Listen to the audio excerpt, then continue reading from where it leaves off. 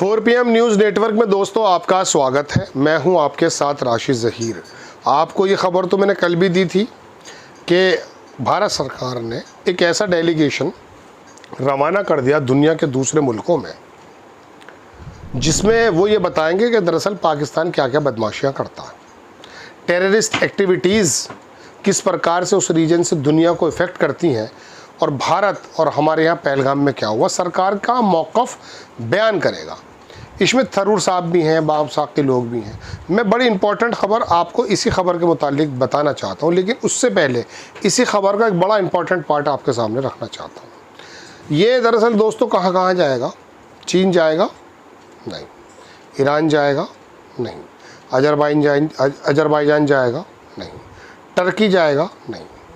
यानी कि दोस्तों अमेरिका जाएगा, सऊदी मुल्कों में जाएगा, कुछ में कोई बात नहीं। लेकिन मैं कहना ये चाहता हूँ कि चीन ने जिस तरह से पाकिस्तान की सोवरेनिटी के बारे में कहा कि हम उसकी सोवरेनिटी को बरकरार रखेंगे, हमारी तरफ से जो है मतलब खुल करके उस कंट्री का बयान आया। टर्की ने देखिए अपने कराची बंदरगाह पे अपना वो भेज दिया, हम बाइकाट कर रहे हैं। दरअसल दोस्तों बात ऐसी है, पाकिस्तान को आइसोलेट किया जाएगा। कोई देश किसी का होता नहीं है, ये भी ध्यान रखिएगा। उसे अपने पर्सनल मफाद चाहिए होते हैं।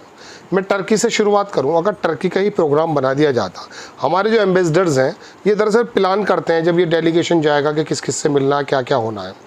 अगर टर्की चले तो टर्की मना तो करता नहीं है, यानी कि गोया कि आपने खुद ही अपनी तरफ से लकीर खींच दी। क्या कूटनीति जियोपॉलिटिक्स के मद्देनज़र ये एक बहुत आइडियल मूव है। हमें चीन भी जाना चाहिए था। चीन नो डाउट उसका पक्ष ले रहा है, लेकिन क्या ये प्रधानमंत्री तो नहीं जा रहे हैं ना, ये डेलीगेशन जाता है। अब वो अगर चीन में जाके उस डेलीगेशन ने, चूँकि चीन का भी मफाद भारत के मद्देनज़र बहुत है, आप याद रखिएगा मेरी बात।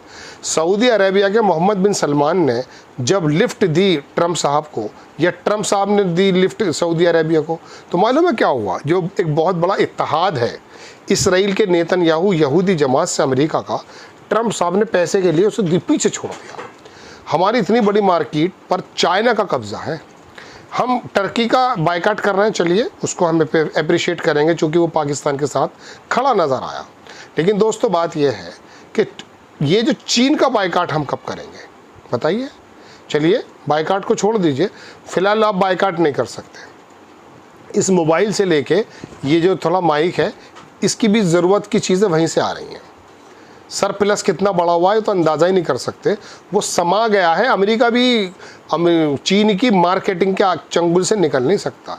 इतना बड़ा मार्केट भारत में है।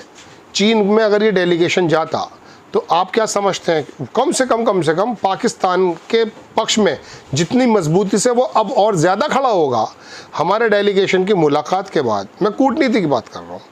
संभव है वो कहीं ना कहीं, वो कहता है ना मुंह का खावे आँख लजावे, सुनते हैं आप। हमारे कारोबारी हम जब बताते हैं वहाँ जाकर, ये मालूम है उनको कि हमारे क्या मफादात हैं, आपके क्या मफादात हैं। देखिए पाकिस्तान को वो जो लिफ्ट देता है ना चीन, वो भारत की वजह से देता है। दूसरे उसका अपने मफादात हैं। क्या है मफादात? मफादात ये है कि उसका जो बेल्ट एंड रोड है वो इसी रीजन से निकल के यूरोप तक के गेट तक जाता है। वो रीजनल मद्देनज़र अफ़गानिस्तान और पाकिस्तान उसके लिए बेहतर है।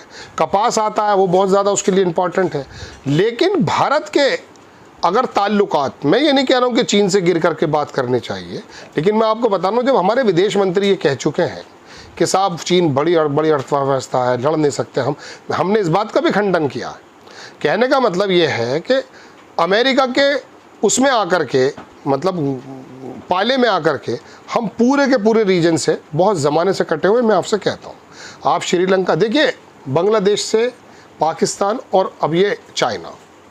मैं ये नहीं कह रहा हूँ कोई कन्फ्लिक्ट हो, लेकिन अगर कन्फ्लिक्ट होता है तो बताइए। अभी एक डेलीगेशन चीन का वहाँ पहुँचा है साहब, बांग्लादेश का यूनुस जो है वो स्पेशल विमान से शी जिनपिंग ने अभी चीन बुलाया था, और उसने कहा मैं बंगाल की खाड़ी का राजा हूँ। आप मतलब पूरा का पूरा अपने आप को, उसने अभी क्या काम किया है, एक खबर तो बड़ी इंपॉर्टेंट मैं आपको बताऊँ। हमारे 7 सिस्टर्स से उसके कॉन्टेक्ट बने, भारत सरकार से नहीं।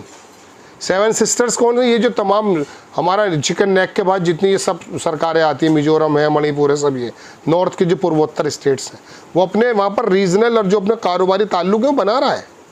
तो कहने का मेरे मतलब ये है कि ये हम सब लोगों को बाकायदा नाराज़ होकर के लड़ाई करके पाकिस्तान के झोले में डालना चाहते हैं। अरे हम जब बात करेंगे ना, भारत के रूप में हम बात करेंगे तो चीन सुनेगा, सुनना पड़ेगा।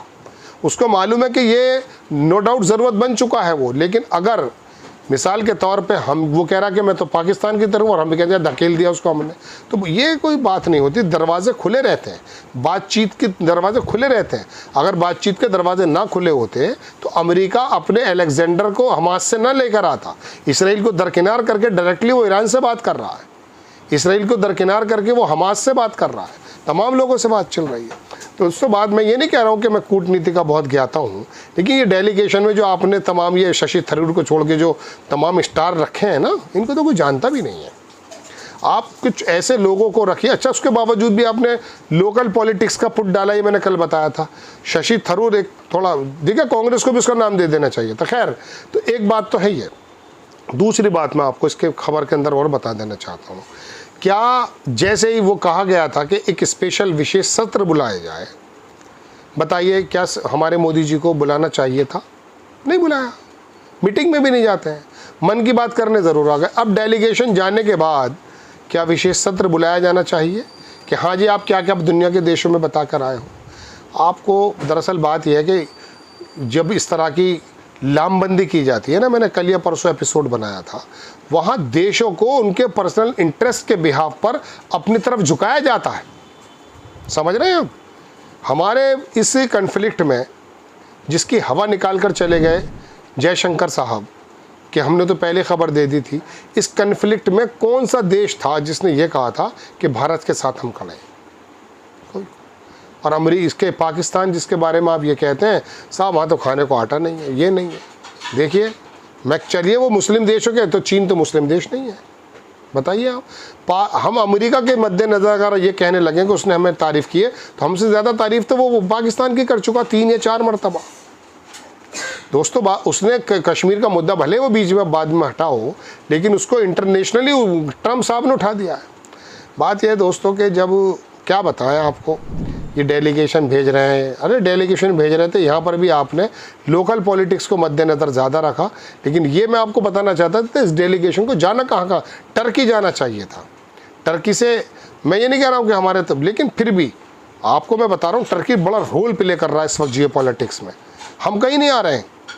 टर्की, कतर, ओमान, ये तमाम पूरे इस वक्त यूक्रेन के बीच में, देखिए यूएई को देखिए, 1000 बंदी पाकिस्तान, इसके रशिया के और यूक्रेन के, वो आपस में ऐसी सिफारतकारी चल रही है।